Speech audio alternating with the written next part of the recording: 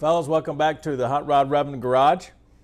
Here we are again with the headers, and by now you can tell I went ahead and saved my nickels and dimes to buy a set of the RexHP, Rex High Performance, up in Alberta, Canada, a set of those shorty headers, and they come ceramic coated with that 2.5 inch collector flange.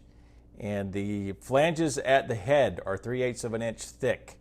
They are very much a quality unit, as you can see, and I'm very happy with these as far as their appearance goes and their finish. And they do weigh. They are pretty heavy. They're heavier than I thought they would be. So there's some quality metal in this set. And of course, right here on the workbench, I've got a number of things that I'm going to be using, and just trying to go through and see what I'm going to end up with. Now, you may recall, I did find a needle in a haystack, a set of Jerry Christensen Tri-Y headers, and you can take a look at those. I've actually put those here in the engine bay and kind of mocked them up just to see what they would look like. The metal is a little thinner than what you have from RexHP and what these units are like. I haven't weighed the two. I should probably go ahead and do that just to get the difference between the two headers and the way that they're made. But the ones from Jerry are very nice. Look, they're well designed, and they're tried and true and tested, of course. If you get on Ted Eaton's website, eatonbalancing.com, and you'll see all the results there for horsepower and what that set of headers can do. They don't come with the 3-hole flange like you see on most headers that are out there. And of course, they don't come ceramic coated either, like this set here from RexHP. So what I decided to do is not to use the Christensen set, although I'd imagine for performance gains, they'd be just as good and maybe even better. RexHP here, this set, I don't think anybody's ever tested them on a dyno to see what the results would be. And of course, with Ted Eaton's testing, he has a 312 kind of as a mule. It just sits on that dyno and tests all kinds of different configurations. So very few people do that, I think, if any, for the Y block. So, but I'm going to go with these. These are already ceramic coated, and they are coated on the inside as well as the outside. You can look inside there and see that the coating extends to being inside the tubes, and also the flange there at the exit port. So these look to be a very quality set of headers. Plus, with the 3 holes, the 3-hole flange, I'm thinking it's going to be a little bit easier to do what I'm planning to do. And let's take a look at some of those parts right now and just explain them to you. All right, so let's talk exhaust a little bit, shall we? Years ago for this 55 Ford, what I did as a teenager, I installed a set of glass packs, and I had replaced the exhaust pipes that were original to the car. I replaced it with a set from Waldron's Exhaust up in Michigan, which they are still in business. From what I understand, they do a good job. My exhaust pipes are actually in very good shape. They're original size and all that kind of thing. Of course, 2-inch off the manifold all the way back to the muffler, then 1 3/4 all the way to the rear. No big issue there. I love a set of glass packs. I love the way they sound. But we all know cast iron manifolds don't always flow the best, especially when compared to a header. So, and a header that's designed well. Sometimes some of these headers you see for the Y block, it just might as well be a log that has 4 ports into it and 1 exit out. Really no thought about the design of the flow. Things like the Jerry Christensen headers or RexHP or Sanderson, others that make these headers, they know what they're doing. And of course, the idea is to get the exhaust to be scavenged from that head as soon as it exits out of there and just continue to flow. And sometimes the way the headers are designed is almost kind of a vacuum. As one cylinder, that exhaust escapes that one cylinder and comes out through one of the tubes and down through your pipes, it'll create a little bit of a suction for the next pulse that comes its way. So that's the idea. Of course, we're changing all this because it's these RexHP headers have a 2.5-inch exit, and that kind of matches this right here. Now I've got actually two that I'm going to be looking at. This one here keeps the 2.5 size straight through. This is from Hooker Headers, by the way. These are not cheap, but they look to be well made. These are some cheapies. Don't look near as well made. Just some regular, I'd assume, just some aluminized exhaust pieces here welded together. And this one, of course, goes down to 2-inch. So it takes it from 2.5 all the way down to 2 inches. And then, of course, I've also got Renflex, very, very good gaskets. From what I understand, these things are very popular. I've also got some cheapies, a copper style, which are also very popular, though, by the way. And then, of course, the kit to the hardware to bolt this flange up to the exit of the header. Then we also got some ARP studs. Now, these are really for a small block Ford, but it's the same. The thread count, the size, diameter, 3/8 of an inch, that's the same. We're going to be using these. I did not know that these actually came with washers. If you look in there, you can probably tell that there are washers in that. I had actually gone out and bought stainless steel washers, 3/8 of an inch to use. Now, the other thing I've got here are a set of cutouts. Now, if you've been following the page at all for all my YouTube videos on my channel, you know that I really enjoyed running at Fast Fords last year, the Y Block Nationals. That was great. And so I'm thinking, there's got to be some way I can just use a set of cutouts when I'm at the track and not have the exhaust go through the glass pack. So that's the idea behind these.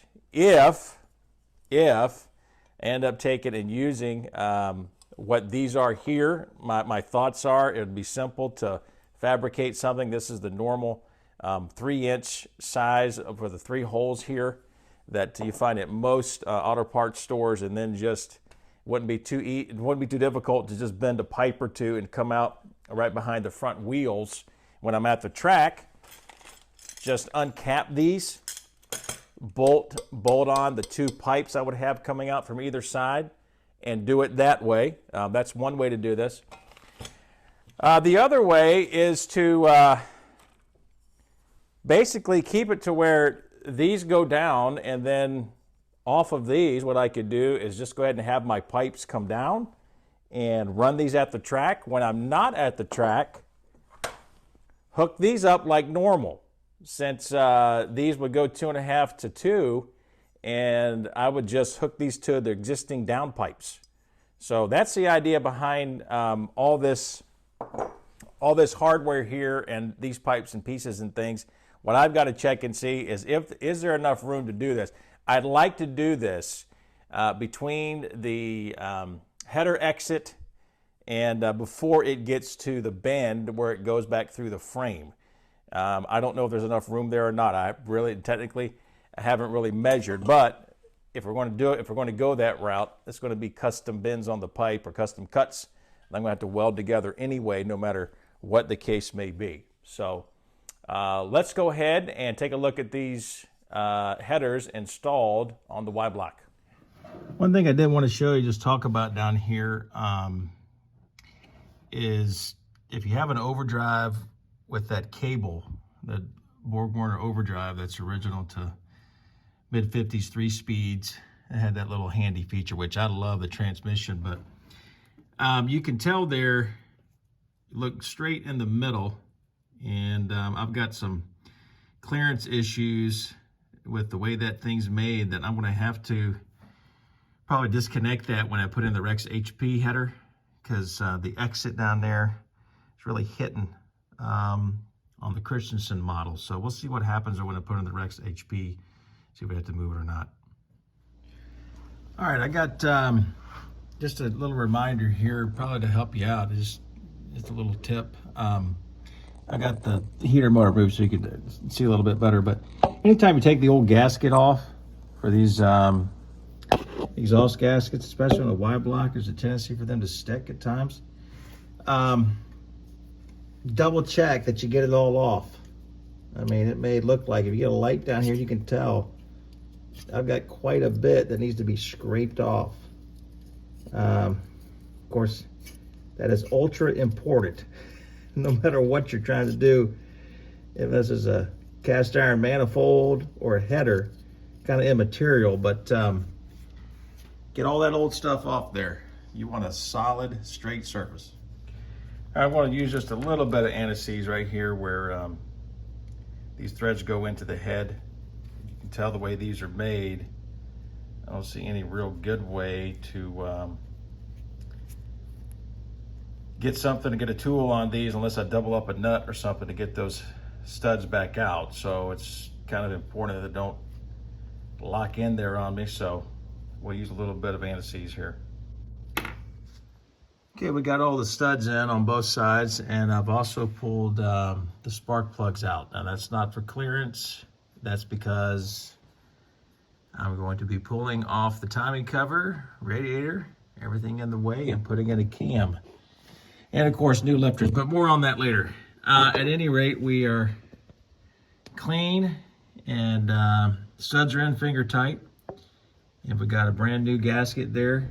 So we'll go ahead and put on the passenger side.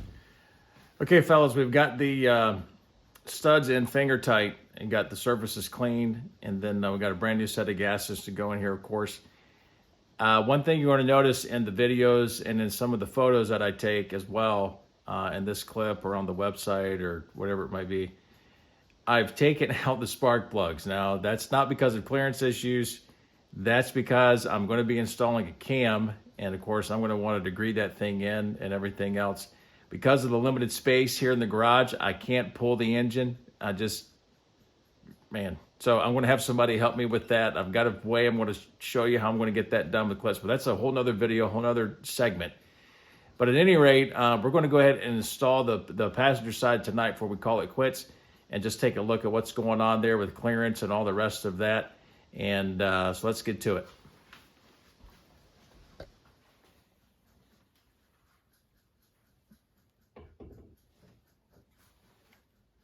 Oh boy, I ain't gonna be good. Let me show you. All right, I got a little trouble here with my air conditioning hose. So I'm gonna have to figure out plan B to reroute that. I've got some ideas on how that can be done. It's not too big of a deal, but you don't want your air conditioning, one of your hoses resting on your header pipe. That would be pretty stupid. So anyway, we're gonna go ahead and get that cinched down. Not quite sure what torque I'm going to end up at here, but for right now, we'll just get this secured and in place. All right, and there she is. I haven't got underneath of her yet to take a look at it. Probably will here in just a second, but like the looks of it. And of course, taking out that heater motor was a tremendous help just to getting in there, but it slid right in there. I don't know if you got in there with the heater motor in the way, but pretty nice. So it looks like, of course, this side, plenty of clearance. Won't be an issue at all to come down right there. We'll come down real close to the frame, but next round we'll go ahead and get something on there and take a look at how far down we're going to go. And of course, the original exhaust downpipe goes right through that slot, that large hole right there.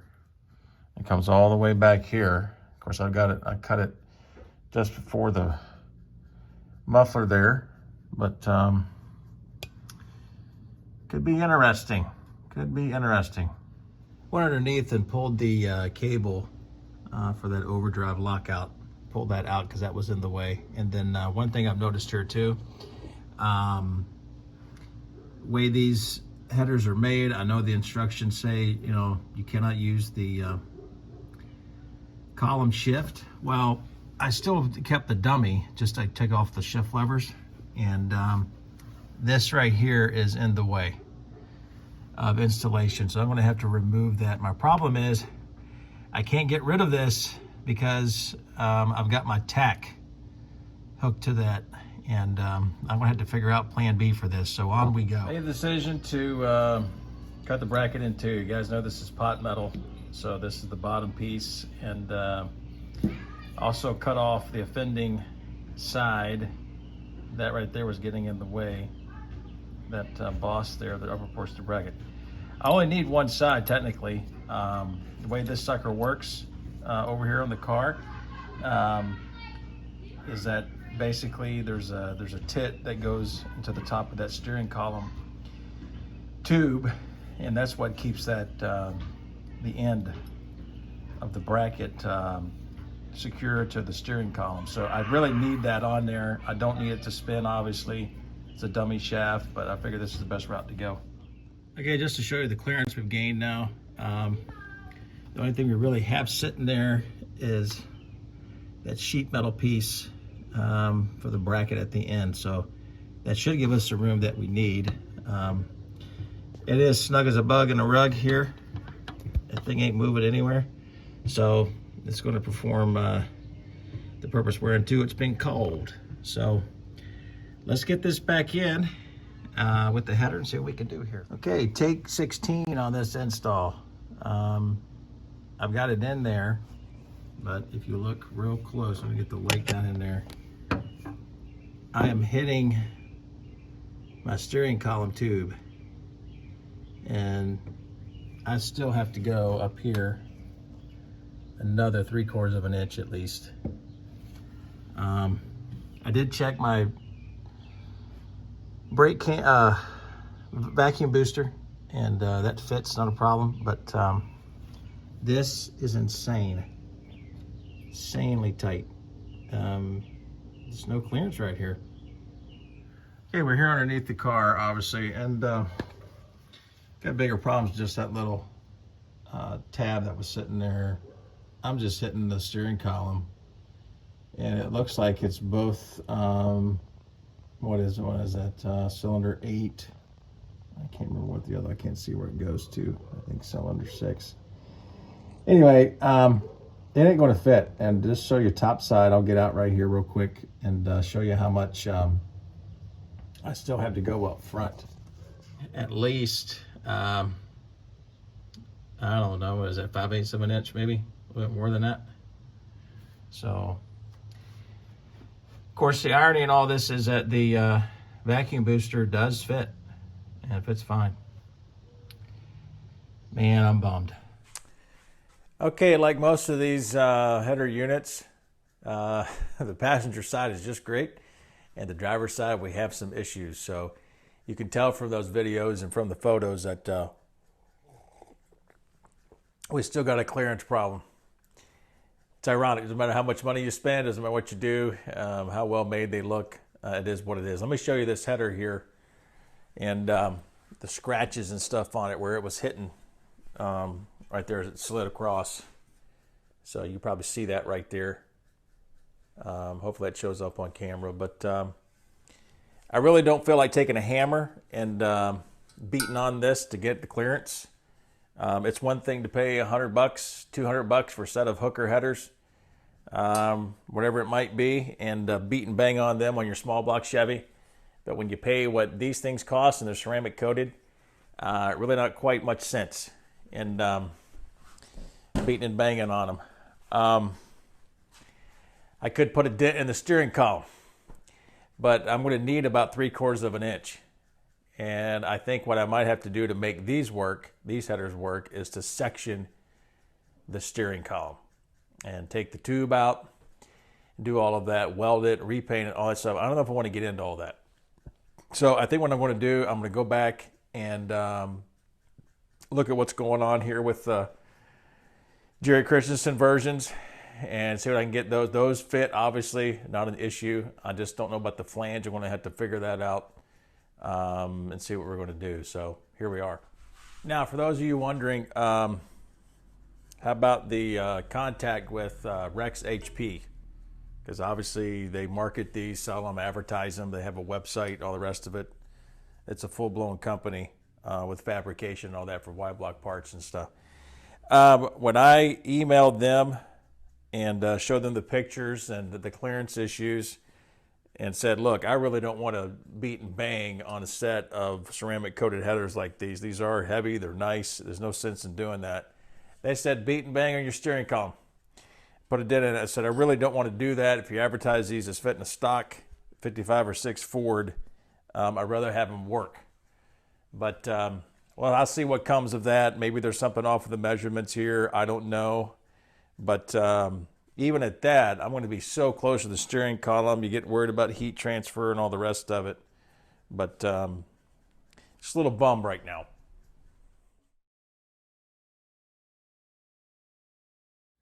All right, guys, a little update for you. There's been some email exchanges last night and then also today with the company RexHP about these headers and about the issues we're experiencing about the steering column and just not having a clearance. So one of the things that they ended up saying to me or suggesting was that maybe it's that the engine block's a little bit cocked more towards the driver's side. That could be, I don't know. I want to take off the 4 nuts that hold the motor mounts to the cross member there, take a look at that. If it looks like I've got a little bit of play, a little bit of room to wiggle with, I'm going to go ahead and go with that. I'll loosen up the transmission mount first before I even try that, and I'll probably get a floor jack underneath on one side without tearing up my oil pan. See what we can do with this if that is indeed the case. If not, I will say this. To their credit, they've offered me a full refund if I ship the headers back. I don't know if I'll get my shipping costs back to them refunded. I hope I would, but they have said if they don't fit, that they will cover it. So we'll see what happens here. So let's get underneath the car. Okay, looking at the passenger side, looks like they're all the way down in the slot there. And over here at the driver's side, they're down in the slot as well. So I'm not real sure. The only other thing I could think that might be an issue is that when the motor mounts are bolted to the block, there may be some give there. I don't know. Kind of out of focus right here because of the control arm bolt. But you know, talking about those 5/8 of an inch head there, and they bolt to the block. Those could be just a little bit off, or if those things, I don't know, maybe between the two of them, if you put one in tight the other way, whatever it might be, it would stack on you. Hard to say, but this does look like it's centered. No problem. Success, fellas. I don't know how many guys have commented on the post. Not too many. May not be too many interested, but this RexHP header, I did have to put a 3/16 of an inch shim underneath the motor mount, and of course between that and the cross member, which 3/16 of an inch is not much at all in light of the drive line and all that, but it slipped right on there just fine. And I can get maybe a thin piece of cardboard between the header tube there and the steering column tube. So pretty excited, pretty happy about this. This is nice. Let me show you what I'm using here, because I had to put 2 bolts in the back. Get a light for you. But the studs wouldn't go in the back and be able to install. So they're going to be hidden, but I took 2 original cleaned up exhaust bolts, got them back there in the back. The way the end of the RexHP is made, it's pretty much like the regular exhaust manifolds. It's just a slot, so it just goes right on there. Then you install that bolt. The studs are already in place. It's not a problem. But I'm using 3 different wrenches because it's so tight. You cannot get a box end in there at all. It's got to be open. And got one short, one long, and then I've got this one that picked up at a yard sale, modified of course, but it works great. I think so slender it can get right in there. It's a little long, but it gives you a little bit more leverage. Of course, you can't get as much torque because you don't have the ends like you do as strong. They could bend a little bit, but It really helps to cinch that down tight enough to where it's torqued down, and then get one of these on there and you're good to go. Shot of install from below, of course, and looks like, just looking straight through, pipe should miss my clutch release lever and just come straight down through there. So that's looking pretty good, and so is the clearance here, but boy, it is tight. It is tight on there for sure, as you can tell.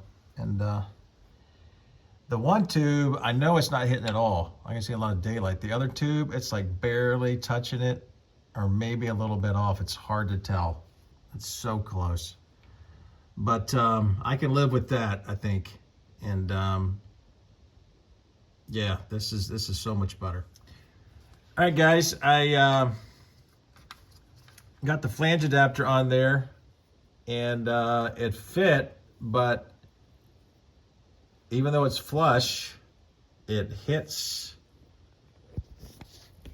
my clutch release lever just barely, but it does. It just barely touches it. And of course, I can't, if I weld to that right there, it'll be too proud. I mean, it'll be a mess. So I'm just going to grind maybe 1/8 of an inch off, and that shouldn't be a problem at all.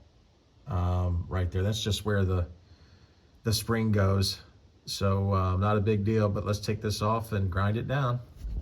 Yeah, I've already taken a die grinder to it and just trim it a little bit just to get it off the pipe.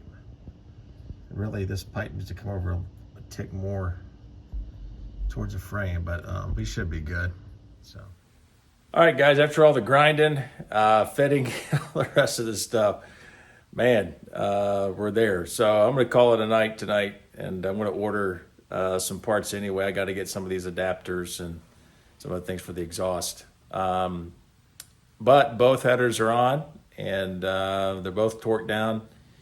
Things are looking really good so far. So I'm going to contact RexHP, let them know what's going on here. But word to the wise, if you get a set of these, I don't know. I mean, I got nothing but stock. The engine didn't look like it was cocked over to me. Both sets of studs, you can see for the pictures, both sets of studs were right there where they're supposed to be, off the motor mounts into their slots. So just raising up that one side, cocked it a little bit, gave me just a little bit of room that I needed back there in the back to come off of that steering column. So on with the show.